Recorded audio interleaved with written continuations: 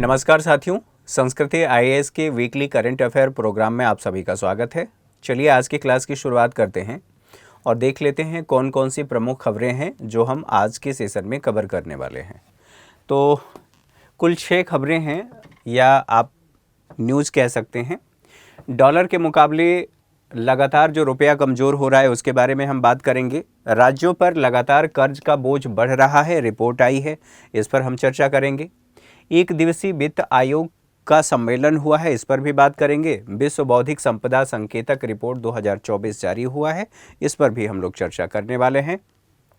हिंडाल्को जो विश्व की सर्वाधिक टिकाऊ एल्यूमिनियम कंपनी बन गई है, इस पर भी बात करेंगे। इसके अलावा भारत और एडीबी के मध्य समझौता हुआ है, ऋण समझौता हुआ है। ये देखना ज़रूरी है कि ये समझौता किस राज्य में अवसंरचना के विकास के लिए या किस क्षेत्र के विकास के लिए किया गया है। तो चर्चा में इसलिए है, ये न्यूज़ डॉलर के मुकाबले लगातार रुपया कमज़ोर हो रहा है, तो ये महत्वपूर्ण खबर है क्योंकि इससे हमारे फॉरेक्स रिजर्व पर, विदेशी मुद्रा भंडार पर दबाव बढ़ रहा है। और विदेशी मुद्रा भंडार पर यदि दबाव बढ़ रहा है तो इसका मतलब ये है कि हमारे आयात की क्षमता कमज़ोर हो रही है। अब इसी से संबंधित मुख्य परीक्षा में सवाल बनाए जा सकते हैं कि क्यों ऐसा हो रहा है और इसे रोकने के लिए क्या उपाय किए जा सकते हैं या इसके कारण क्या हैं, किसको इससे लाभ होगा, किसको इससे नुकसान होगा। अमेरिकी डॉलर के मुकाबले रुपया जो है 5 पैसे गिर गया है और ये कहा जा रहा है कि 84.37 रुपये हो गया है और यह ऑल टाइम लो लेवल पर पहुंच गया है, यानी कि सबसे ख़राब स्थिति है। सवाल ये उठता है कि ये जो स्थिति देखने को मिल रही है, अर्थात रुपया क्यों गिर रहा है। तो कभी भी इकॉनमी में आप ध्यान रखेंगे कि 2 स्थिति हमेशा काम करती है, एक को कहते हैं डिमांड और एक को कहते हैं सप्लाई। किसी भी वस्तु की डिमांड अगर अधिक हो तो उसका मूल्य बढ़ जाएगा। डिमांड के मुकाबले यदि सप्लाई कम हो तो स्वाभाविक सी बात है कि उसका मूल्य बढ़ जाएगा। ठीक वही स्थिति यहाँ पर भी देखने को मिल रही है। लेकिन सवाल ये है कि ये स्थिति पैदा क्यों हुई है। विदेशी जो निवेशक हैं, जो शेयर बाजार में निवेश कर रहे हैं, उन्होंने लगातार अपने शेयरों की बिकवाली कर दिया है, लगातार कर भी रहे हैं। मान लीजिए आपने कोई शेयर खरीदा, खरीदने के बाद आपको लग रहा है कि ये प्रॉफिटेबल नहीं है या प्रॉफिटेबल है, तो आपको लग रहा है तो आप बेच करके बाहर निकल रहे हैं। तो जब आप बेचेंगे और यहाँ से जाएंगे, क्योंकि यहाँ पर विदेशी निवेशकों की बात हो रही है, तो जो भी विदेशी निवेशक हैं उन्हें सर्वमान्य मुद्रा चाहिए, यानी कि ग्लोबल करेंसी की डिमांड करेंगे। और ग्लोबल करेंसी 5 है, लेकिन उसमें सबसे अगर मजबूत करें, एसडीआर की मैं बात कर रहा हूँ, यहाँ पर सबसे महत्वपूर्ण जो ग्लोबल करेंसी है वो डॉलर है। डॉलर में ही भुगतान आपको करना पड़ेगा। ऑब्वियस सी बात है कि डॉलर की वैल्यू बढ़ गई है क्योंकि डिमांड बढ़ रहा है। जो इक्विटी है, इक्विटी मार्केट भी सुस्ती पर है, इस वजह से भी डॉलर के सूचकांक में भी वृद्धि हुई है और विदेशी फंड की लगातार भारत से निकासी भी हो रही है। इसलिए ऐसा कहा जा रहा है कि रुपए का जो मूल्य है लगातार गिर रहा है या उसका मूल्य ह्रास हो रहा है। कब से दबाव में है रुपया, यानी कि ये स्थिति कब से देखी जा रही है, तो ये कहा जा रहा है कि अक्टूबर में ही ये स्थिति देखने को मिली थी। अमेरिकी राष्ट्रपति चुनाव हुआ और चुनाव के बाद जो डोनाल्ड ट्रंप दोबारा राष्ट्रपति बने हैं अमेरिका के, लगातार विदेशी फंड की निकासी हो रही है, अर्थात रुपया पर दबाव बढ़ गया है। इसके अलावा नवंबर में ये कहा गया कि नवंबर में भी लगातार बिकवाली जारी है और नवंबर के शुरुआती 10 दिनों में ही कहा गया है कि 1.6 बिलियन डॉलर की निकासी हो गई है। ये आंकड़े हैं जिसके आधार पर ये बताने की कोशिश की जा रही है। जो भारतीय शेयर बाजार है, काफ़ी अधिक इसका मूल्यांकन हुआ है, लेकिन जो कंपनियों का प्रोग्रेस है या कंपनियों का आप कह सकते हैं प्रदर्शन, वैल्यूएशन और उनके प्रदर्शन में तिमाही स्तर पर ये कहा जा रहा है कि उनके नतीजे उतने ठीक नहीं हैं जितने की होने चाहिए और इस मूल्यांकन को सपोर्ट करना चाहिए, ऐसा नहीं हो पाया है। इसलिए भी कहा जा रहा है ये स्थिति उत्पन्न हुई है। विदेशी निवेशकों ने कितनी निकासी की है, अब इस बात को समझ लेते हैं। जो डेटा है वो इस बात को सपोर्ट करता है। तो FII, जिसे फॉरेन इंस्टीट्यूशनल इन्वेस्टमेंट कहा जाता है, इनके संदर्भ में ये कहा जा रहा है कि इतने करोड़ रुपए के शेयर इन्होंने बेचे हैं। अब समझने की बात यह है कि विदेशी संस्थागत निवेशक कौन होते हैं। तो विदेशी पोर्टफोलियो निवेश होता है और उसके अंतर्गत ही इनको शामिल किया जाता है। FII, इसका मतलब ये है कि विदेशी संस्थागत निवेश, वे संस्थाएं जो विदेश की हैं वो भारत में भारत के शेयर बाजार में निवेश कर रही हैं उन्हें विदेशी संस्थागत निवेश कहा जाता है। संस्थाओं में निवेश है। अब यहाँ पर कहा गया कि ये जो निवेश किया था ये शेयर को बेच रहे हैं। ऑब्वियस सी बात है, जब ये जाएंगे बाहर शेयर को बेचेंगे और जब जाएंगे तो इनको डॉलर चाहिए, इस वजह से ये स्थिति देखने को मिल रही है। विदेशी निवेशकों ने सितंबर 2024 में इतने करोड़ का निवेश किया था। अक्टूबर की बात करें तो इतने करोड़ रुपए की शुद्ध निकासी की थी। अब तक की सबसे ये अधिक बिकवाली है, ये इस बात को दर्शाता है। साथ ही एक्सपर्ट का ये कहना है कि ये जो निकासी है या बिकवाली है ये लगातार अभी जारी रहने की उम्मीद है। इसका मतलब यह भी हुआ कि इससे अभी रुपये का मूल्यह्रास हो सकता है और स्थिति खराब हो सकती है। प्रभाव क्या होगा? रुपए और शेयर मार्केट में अस्थिरता का दौर अभी भी जारी है और ये स्थिति आगे रह सकती है। विदेशी मुद्रा भंडार में इससे गिरावट हुई है क्योंकि आपको भुगतान जो करना है विदेशी मुद्रा में ही करना है। 1 नवंबर को खत्म हुए सप्ताह में ये कहा गया है कि इतने अरब डॉलर से घट करके इतने अरब डॉलर हो गया, इतना अरब डॉलर घट करके इतना हो गया है। इसके अलावा सितंबर के अंत तक ये कहा गया था कि इतने अरब डॉलर के करीब था, जो सर्वकालिक उच्च स्तर पर था, यानी कि अब से अपने सबसे अधिक स्तर पर पहुंच गया था विदेशी मुद्रा भंडार। अब यहाँ पर ये कहा गया है कि आरबीआई जो है, आरबीआई पर दबाव है या दबाव और बढ़ेगा कि आरबीआई इस समस्या का समाधान करने के लिए कदम उठाए। लेकिन एक्सपर्ट का यह भी कहना है कि आरबीआई जो है ये चीनी करेंसी युआन के मुकाबले रुपए को प्रतिस्पर्धी बनाए रखने के लिए रणनीति के रूप में इसका इस्तेमाल कर सकती है या इसका प्रयोग कर सकती है। बात यह भी है कि यहाँ पर जो कहा जा रहा है, जो आरबीआई के संदर्भ में बात की जा रही है कि आरबीआई कैसे कर सकता है, इस समस्या का समाधान कैसे कर सकता है। तो जैसा कि मैंने आप लोगों से पहले कहा कि चूंकि डॉलर की डिमांड बढ़ गई है, तो डॉलर की डिमांड कई कारणों से बढ़ सकती है। अगर आप विदेश घूमने जाना चाहते हैं, आप विदेश में पढ़ने जाना चाहते हैं, आप पर्यटन के लिए जाना चाहते हैं, या विदेश में कोई भारत की कंपनी निवेश कर रही है, तो भी डॉलर की मांग बढ़ती है। और ऐसी स्थिति में जब डॉलर की मांग बढ़ेगी और सप्लाई कम होगी तो समस्याएं बढ़ेंगी। तो यहाँ पर अब आरबीआई के पास ऑप्शन है कि इस समस्या का समाधान करने के लिए सबसे पहले डॉलर की सप्लाई मार्केट में बढ़ा दे। तो एक उसके पास विकल्प है, लेकिन वो कैसे करेगी ये डिटेल में किसी अन्य वीडियो में समझेंगे। फिलहाल आरबीआई पर दबाव है। आगे बढ़ें और इसी से संबंधित अन्य बातों को समझें। तो विनिमय दर, अब विनिमय दर के संदर्भ में बातें हो सकती हैं। तो विनिमय दर क्या है? जब हम किसी विदेशी मुद्रा की एक यूनिट को खरीदने के लिए या एक इकाई को खरीदने के लिए अपनी घरेलू मुद्रा का जितना भुगतान करते हैं, तो जिस दर पर होता है उसे विदेशी विनिमय दर कहते हैं। जैसे $1 को खरीदने के लिए हमें 84 रुपये, जैसा कि अभी देखा आपने, 84 रुपये का भुगतान करना पड़ रहा है। ये विनिमय दर है, ठीक है। तो ये सारी बातें आप लोगों ने यहाँ पर समझ लिया। इसके साथ साथ ये भी कहा जा रहा है कि विदेशी मुद्रा भंडार का आशय केंद्रीय बैंक द्वारा विदेशी मुद्रा के आरक्षित संपत्ति से है। अब ये किस किस मोड में हो सकता है? तो विदेशी मुद्रा भंडार बॉन्ड में भी, ट्रेजरी बिल में भी हो सकता है, अन्य सरकारी गवर्नमेंट सिक्योरिटी के भी रूप में भी हो सकता है। इससे संबंधित बातें हम लोगों ने पहले भी चर्चा किया है, पहले के वीडियो में है, आप इसको देख सकते हैं। लेकिन जो विदेशी मुद्रा भंडार है अधिकांशतः देशों के पास अमेरिकी डॉलर में ही आरक्षित होता है, इसलिए यहाँ पर इन बातों को समझना आवश्यक था। अब सवाल ये है कि मान लीजिए कि रुपए में जो गिरावट हुई है या गिरावट हो रही है, उससे किसको फ़ायदा हो सकता है, किसको लाभ हो सकता है, किसको नुकसान हो सकता है। प्रभाव की बात करें तो यहाँ पर जो बातें दी गई हैं कि फ़ायदे और नुकसान किसको होगा, तो बिजनेसमैन के लिए एक्सपोर्ट से ज़्यादा फ़ायदा होगा। अब एक्सपोर्ट से कैसे ज़्यादा फ़ायदा होगा? तो जो निर्यातक है, निर्यात करेंगे तो घरेलू मुद्रा की प्राप्ति उन्हें अधिक होगी, क्योंकि अगर वो निर्यात कर रहे हैं तो मान लीजिए $1 अगर वो लेकर के आ रहे हैं, तो पहले $1 में उन्हें वो रुपए में कन्वर्ट करने के बाद 70 या 75 रुपये मिलता था।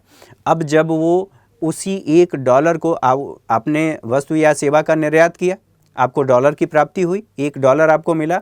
अब उस $1 के बदले पहले 70 या 75 मिलता था, अब आपको 84 रुपये मिलेंगे। तो जो निर्यातक हैं, जो एक्सपोर्ट कर रहे हैं, स्वाभाविक सी बात है कि उन लोगों को घरेलू मुद्रा की प्राप्ति अधिक होगी। अच्छा, इसके साथ साथ यह भी स्थिति हो सकती है कि चूंकि यहाँ पर सस्ता हो रहा है, $1 में 84 रुपये के बराबर वस्तु किसी विदेशी निवेशक किसी विदेशी आयातक को मिल रहा है, तो आयात बढ़ सकता है, भारत से आयात बढ़ सकता है। इस बात की पूरी संभावना है कि आयात बढ़ सकता है। आयात बढ़ने से हमारी अर्थव्यवस्था की ग्रोथ हो सकती है, इस बात की भी संभावना है, लेकिन मैंने कहा कि संभावना है। इससे, और चूंकि हम क्या कर रहे हैं, हम निर्यात कर रहे हैं और निर्यात की संभावना हमारे देश में है, तो स्वाभाविक सी बात है जो पेमेंट किया जाएगा वो विदेशी मुद्रा में किया जाएगा, यानी कि भारत को डॉलर की प्राप्ति होगी ही होगी। ये भी बात आप लोगों ने समझ लिया। और चूंकि भारत में जो मुद्रा है, भारतीय मुद्रा है, उसका मूल्य ह्रास हुआ है, तो यह भी संभव है कि भारत में निवेश अधिक हो, और निवेश अधिक होने के साथ साथ रेमिटेंस भी हमें अधिक प्राप्त होगा। रेमिटेंस यानी कि जो भारत से किसी दूसरे देश में काम करने गए हैं, सेवाएं देने गए हैं, वहाँ पर रोज़गार वो कर रहे हैं, उनको रोज़गार मिला हुआ है, जब वो अपने परिवार को भारत में पैसा भेजते हैं तो उसको रेमिटेंस कहा जाता है, तो वो भी अधिक मिलेगा। अच्छा, इसके अलावा अब ये तो हम लोगों ने पॉजिटिव देख लिया। नेगेटिव क्या हो सकता है कि हमारा आयात बिल बढ़ सकता है, क्योंकि हमें ये लग रहा है कि भारत में चूंकि मुद्रास्फीति बढ़ गई है, वस्तुओं के उत्पादन लागत बढ़ गई है, तो हम उत्पादन करने की बजाय हम किसी दूसरे देश से आयात कर लें, तो आयात का बिल भी हमारा बढ़ सकता है, तो हमारा आयात बिल बढ़ जाएगा। आयात बिल बढ़ने के साथ साथ अब बताइए, हमारे देश में मुद्रास्फीति भी बढ़ सकती है। कारण क्या होगा? मुद्रास्फीति बढ़ने का कारण उत्पादन लागत हमारी बढ़ सकती है। थोड़े समय के लिए सोचिए कि भारत लगभग अपनी 80 से 85% ऊर्जा की आवश्यकता की पूर्ति आयात से करता है।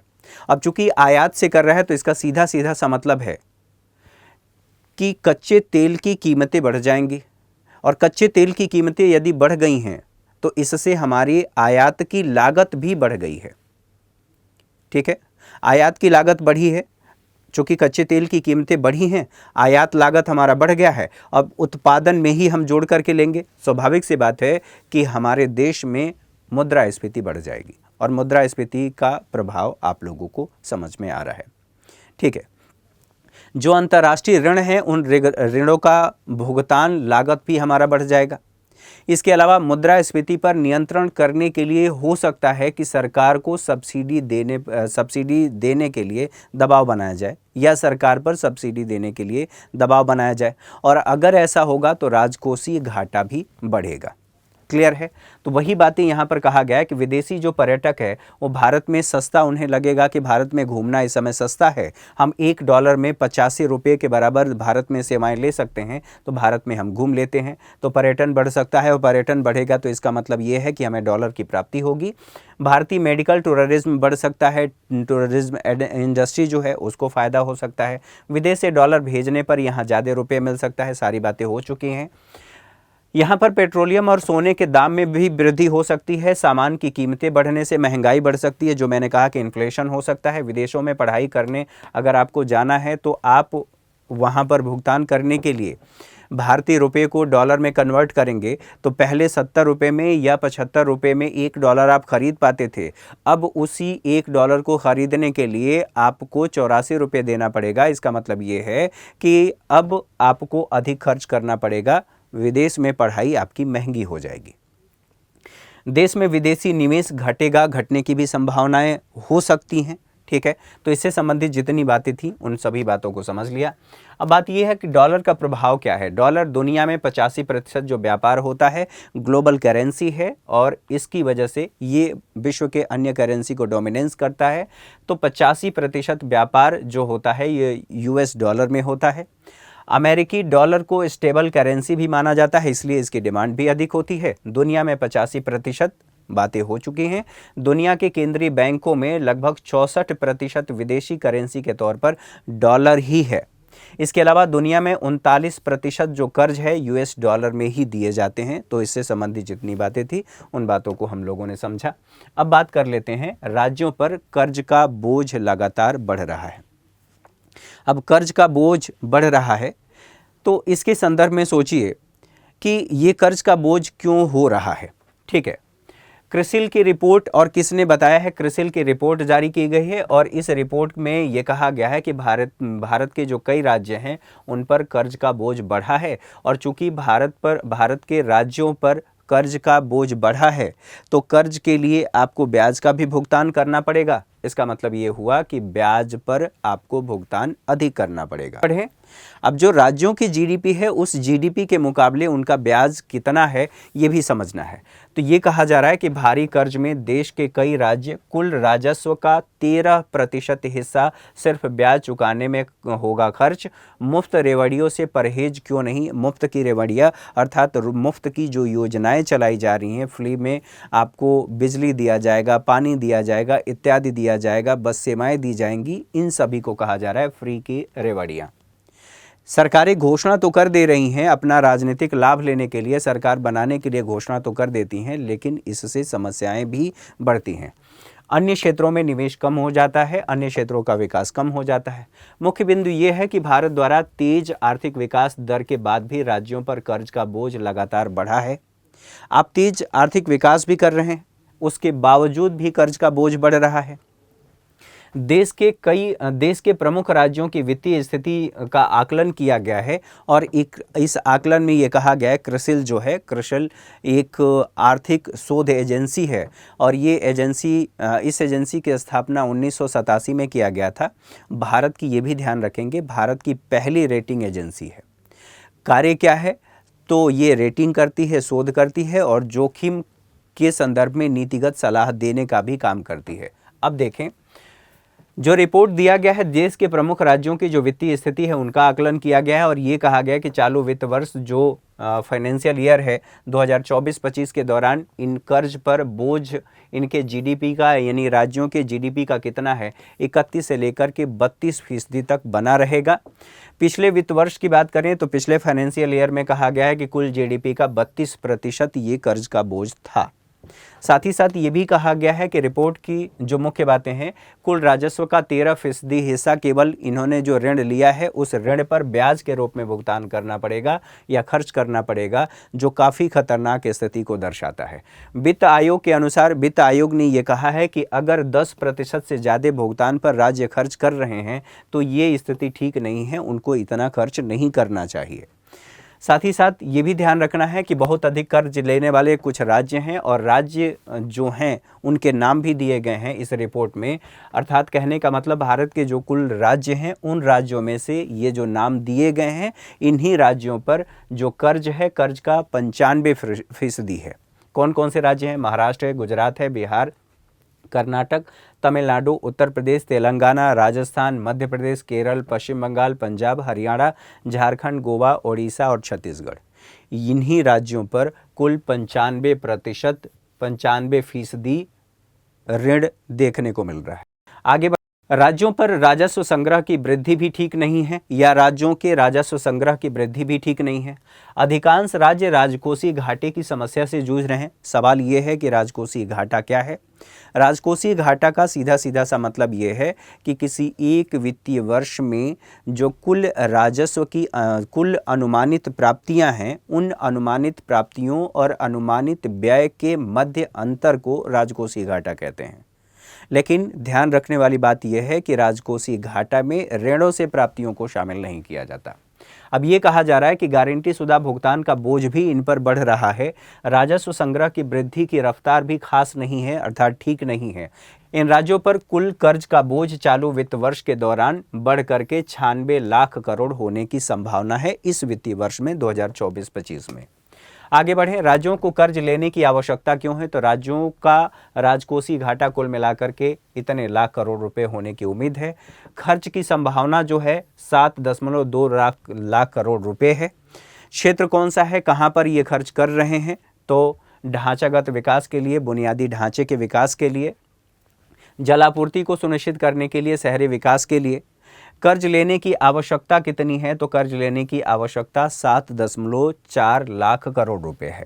इसके साथ साथ यहाँ पर देखें, राज्यों के रेटिंग पर भी इससे प्रभाव होगा। वर्ष 2023 में राज्यों ने 7.1 लाख करोड़ रुपए का नया कर्ज लिया है।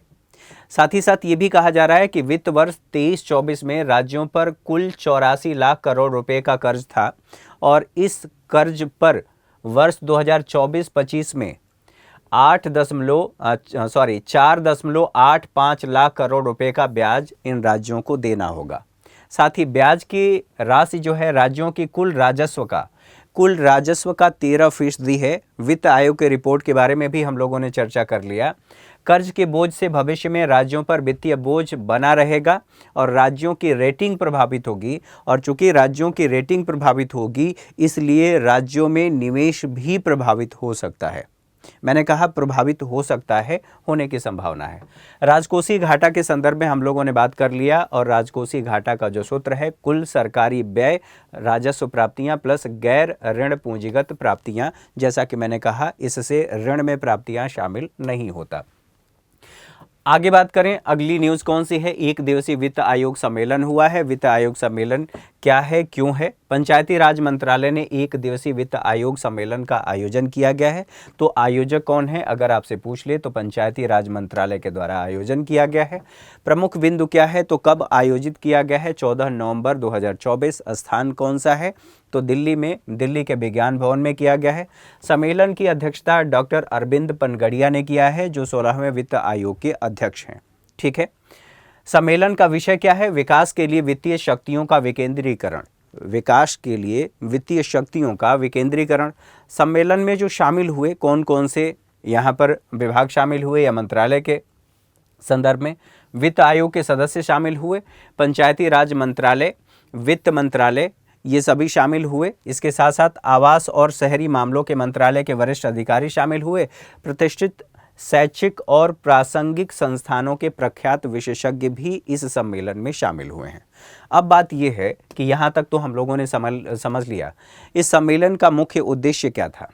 ग्रामीण स्थानीय जो निकाय हैं, यहाँ पर शहरी स्थानीय निकाय की बात नहीं हो रही है, ग्रामीण स्थानीय निकाय। जब स्थानीय निकाय की बात होती है तो उसे दो भागों में बांट करके देखते हैं, एक ग्रामीण स्थानीय निकाय, शहरी स्थानीय निकाय। तो यहाँ पर ग्रामीण स्थानीय निकायों की बात हो रही है। ग्रामीण स्थानीय निकायों को निधि आवंटन में राज्य वित्त आयोग की प्रभावशालिता को बढ़ाना। अब अगर ऐसा होगा तो इसका लाभ क्या होगा?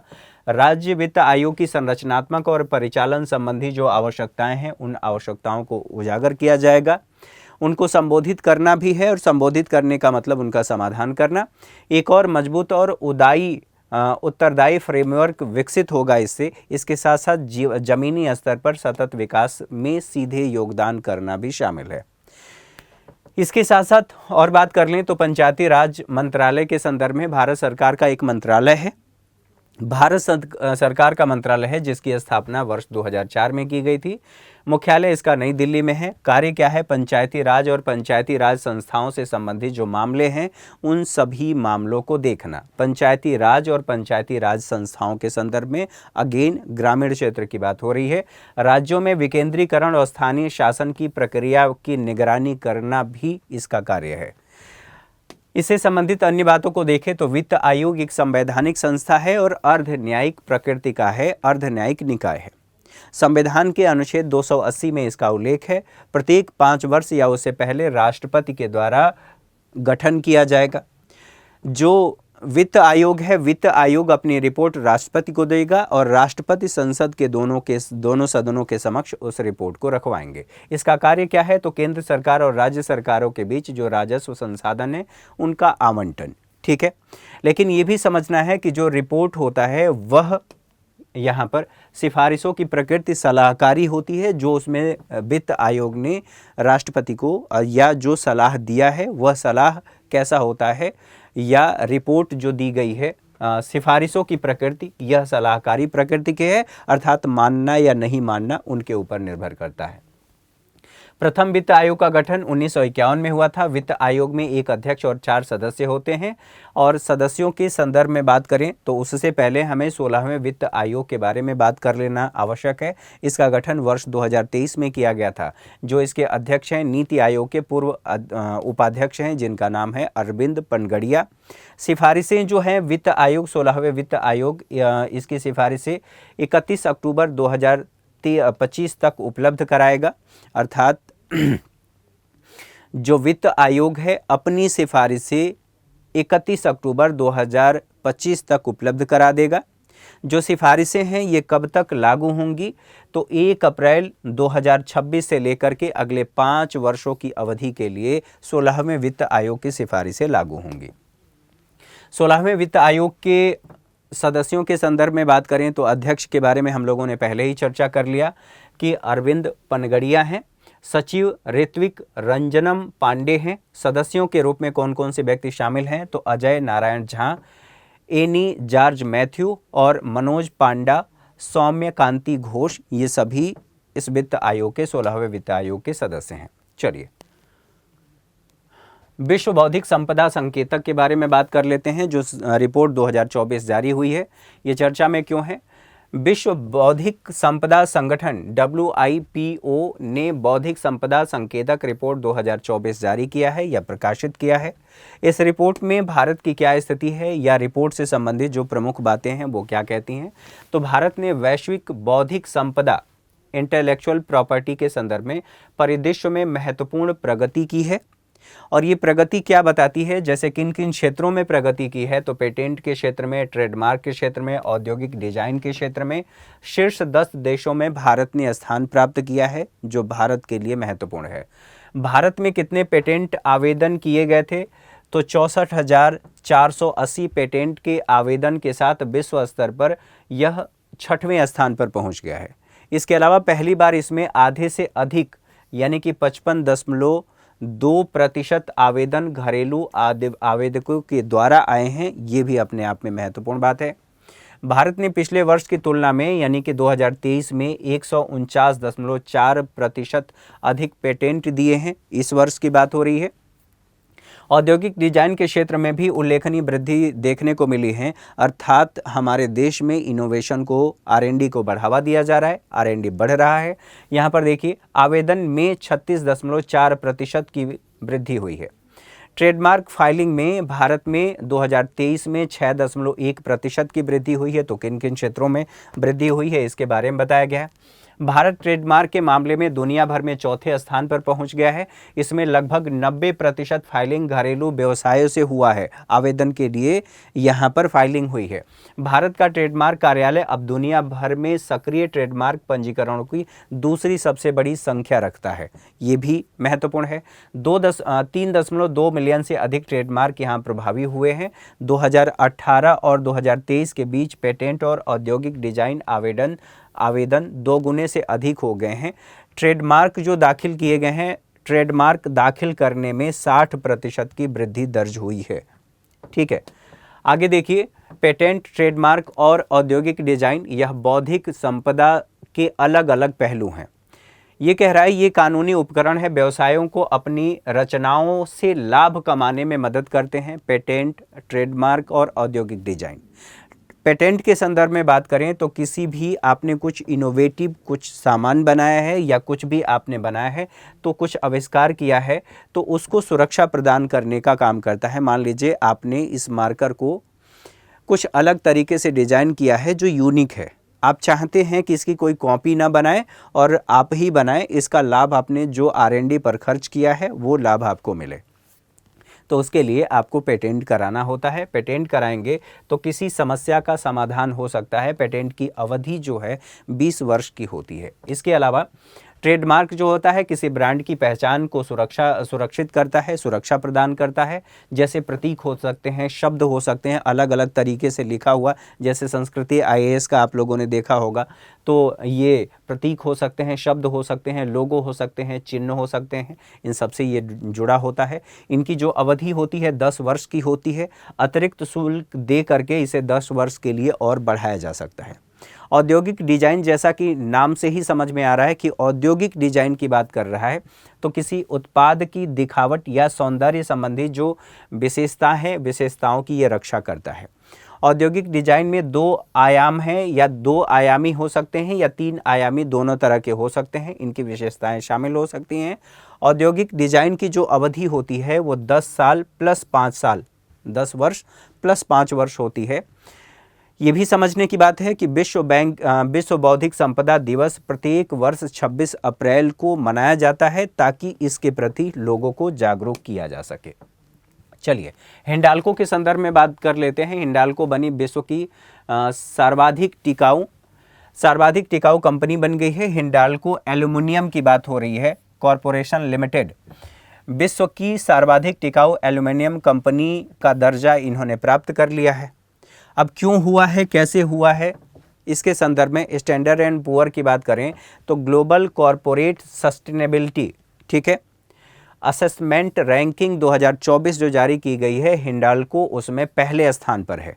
इसके साथ साथ standard and poor global corporate sustainability assessment ranking कंपनियों का मूल्यांकन उनकी स्थिति प्रथाओं के आधार पर किया जाता है। तो इस आधार पर जो हिंडाल्को है उसे प्रथम स्थान मिला हुआ है या पहला स्थान मिला है। हिंदुस्तान एल्यूमिनियम कॉरपोरेशन लिमिटेड, जिसे संक्षेप में हिंडाल्को कहा जाता है, इसके संदर्भ में बात करें तो स्थापना वर्ष 1958 में हुआ था। इसका मुख्यालय मुंबई में है। आदित्य बिरला समूह की ये धातु क्षेत्र की प्रमुख कंपनी है, ये भी ध्यान रखेंगे। भारत की सबसे बड़ी एकीकृत प्राथमिक एल्यूमिनियम और अर्धनिर्मित उत्पाद का निर्माण करती है। एल्यूमिनियम और तांबे के क्षेत्र में उद्योग जगत की ये अपने आप में अग्रणी कंपनी है। हिंडाल्को को भारत के स्टार ट्रेडिंग हाउस का दर्जा भी दिया गया है। इसके साथ साथ एल्यूमिनियम लंदन मेटल एक्सचेंज पर हाई ग्रेड एल्यूमिनियम कॉन्ट्रैक्ट के तहत डिलीवरी के लिए इसे स्वीकार भी किया जाता है। इसके साथ साथ दूसरे न्यूज़ पर बात करें तो भारत और एडीबी के बीच जो ऋण समझौता हुआ है, ये समझौता किस क्षेत्र के लिए हुआ है, किस राज्य के लिए हुआ है? भारत और एशियाई विकास बैंक के मध्य $200 मिलियन के ऋण समझौते पर हस्ताक्षर हुआ है। ये जो ऋण समझौता हुआ है उत्तराखंड में शहरी सेवाओं को विकसित करने के लिए किया गया है। राज्य के आर्थिक केंद्र यानी कि उत्तराखंड में जो उस राज्य का आर्थिक केंद्र है, जिसे हल्द्वानी के नाम से जाना जाता है, समग्र सार्वजनिक सेवाओं को बढ़ावा देना है, जैसे परिवहन सेवा। परिवहन एक सार्वजनिक सेवा है। शहरी गतिशीलता को बढ़ाना, जल निकासी और बाढ़ प्रबंधन जैसी समस्याओं का समाधान करना, बाढ़ जैसी समस्याओं का प्रबंधन करना या उन समस्याओं का समाधान करने के लिए दोनों के मध्य समझौता हुआ है। अब बात कर लें कुशल और जलवायु प्रतिरोधी जल आपूर्ति प्रणालियों को विकसित करना है। ये कहाँ पर और किन क्षेत्रों की बात हो रही है? तो चंपावत, किच्छा, कोटद्वार और विकास नगर में जल आपूर्ति वितरित करने में सुधार करने के लिए ये कार्य किया गया है, ये समझौता किया गया है। एशियाई विकास बैंक के बारे में हम लोगों ने कई बार चर्चा कर लिया है। तो इसका स्वरूप क्या है? बहुपक्षीय विकास वित्तीय संस्थान है, वित्त पोषित संस्थान है। इसकी स्थापना 19 दिसंबर 1966 में की गई थी। मुख्यालय मनीला में है, फिलीपींस के मनीला में। कुल सदस्यों की संख्या 68 है। उद्देश्य क्या है? एशिया में सामाजिक और आर्थिक विकास को बढ़ावा देना। भारत एडीबी अर्थात एशियन डेवलपमेंट बैंक का संस्थापक सदस्य है और चौथा सबसे बड़ा इसमें शेयर धारक के रूप में भी शामिल है। तो आज के सेशन में सप्ताह भर की प्रमुख भारतीय अर्थव्यवस्था से संबंधित खबरों पर हम लोगों ने चर्चा किया। अगली क्लास में हमारी मुलाकात होगी। तब तक के लिए नमस्कार। Thank you for watching.